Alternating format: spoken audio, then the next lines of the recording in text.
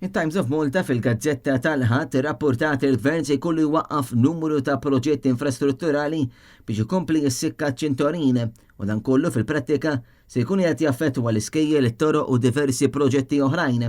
Iżda fuq l-istazzjon laburista l-Ministru Aaron Farrugia għamel weda ċara li l-proġetti se jibqgħu għaddejjin. This time we prove them wrong again. Għaliex nafu illi il-Gvern mhux biss issa jaf illi it-kabel ekonomiku ħajjejna jkompli kuxin biex inkomplu ngħinu, imma wkoll għandna proġetti ġejjin jiena biżbiet bħala Ministru waħdi għandi proġetti sbieħ kbar illi ħajatu l-flus il-Gvern lura. Il-Ministru Farrugia m'għamel l-ebda referenza għal dak li qalet it-Times u allura xorta baqgħu id-dubji dwar il-pjan li qed jaħmi il-Gvern Laburista għal budget li jmiss.